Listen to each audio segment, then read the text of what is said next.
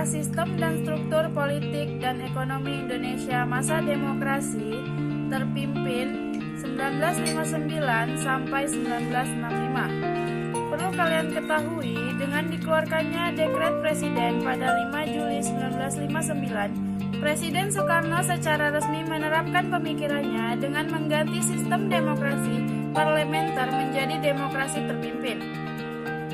A. Dinamika politik masa demokrasi terpimpin. 1. Menuju demokrasi terpimpin kehidupan sosial politik Indonesia pada masa demokrasi liberal 1950 hingga 1959. Belum pernah mencapai kestabilan secara nasional, kabinet yang silih berganti membuat program kerja kabinet tidak dapat dijalankan sebagaimana mestinya.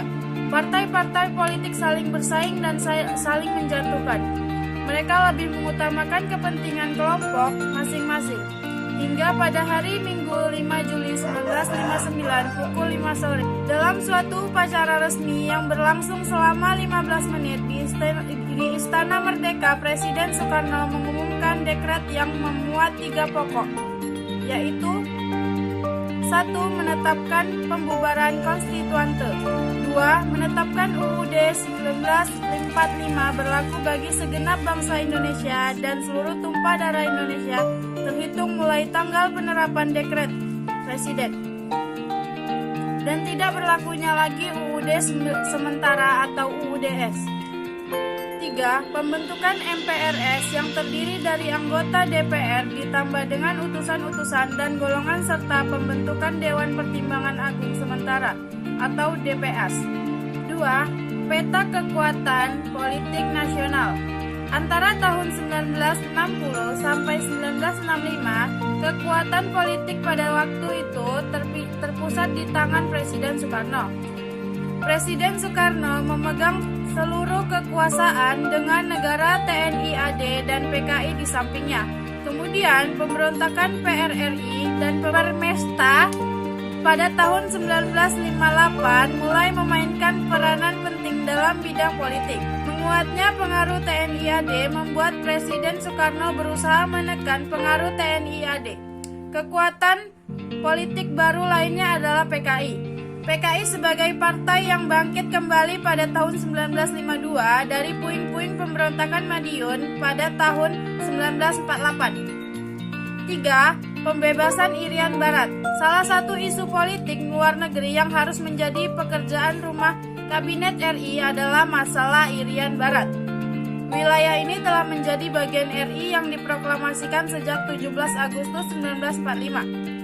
Pada tanggal 19 Desember 1961, di depan rapat raksasa di Yogyakarta, mengeluarkan suatu komando untuk berkonfrontasi secara militer dengan Belanda yang disebut dengan Trikomando Rakyat atau Trikora.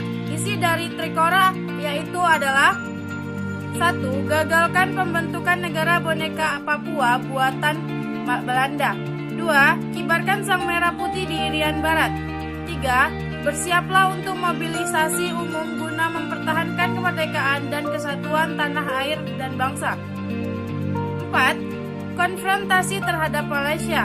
Masalah ini berawal dari munculnya keinginan Tengku Abdul Rahman dan Persekutuan Tanah Melayu dan Lee Kuan Yew dari Republik Singapura untuk menyatukan kedua negara tersebut menjadi Federasi Malaysia. Rencana pembentukan Federasi Malaysia mendapatkan tantangan dari Filipina dan Indonesia. Untuk meredakan ketegangan di antara tiga negara tersebut, kemudian diadakannya konferensi Mapindo yang di Filipina pada tanggal 31 Juli sampai 5 Agustus 1963. Konferensi Mapindo menghasilkan 3 dokumen penting, yaitu Deklarasi Manila, Persetujuan Manila, dan Komunike Bersama. Inti pokok dari 3 dokumen tersebut adalah Indonesia dan Filipina menyambut baik pembentukan Federasi Malaysia jika rakyat Kalimantan Utara menyetujui hal itu. B. Perkembangan ekonomi masa demokrasi terpimpin, kondisi ekonomi dan keuangan yang ditinggalkan dari masa demokrasi liberal berusaha diperbaiki. Oleh Presiden Soekarno, beberapa langkah yang dilakukan antara lain membentuk Dewan Perancangan Nasional atau Depernas dan melakukan scenering mata uang kertas yang nilai nominalnya 500 sampai 1.000 rupiah. Masing-masing nilainya diturunkan menjadi 10% saja. Upaya perbaikan ekonomi lainnya yang dilakukan pemerintah adalah membentuk panitia 13. Anggota panitia ini bukan hanya para ahli ekonomi, namun juga melibatkan para pimpinan partai politik anggota Musyawarah Pembentukan Pimpinan Revolusi MPPR, pimpinan DPR. DPR panitia ini menghasilkan konsep yang kemudian disebut Deklarasi Ekonomi atau DEKON sebagai strategi dasar ekonomi Indonesia dalam rangka pelaksanaan ekonomi terpimpin. Kondisi perekonomian yang sangat merusak mendorong pemerintah berusaha mendapatkan devisa kredit atau kredit impor. Jangka panjang yang harus dibayar kembali setelah 1 atau 2 tahun.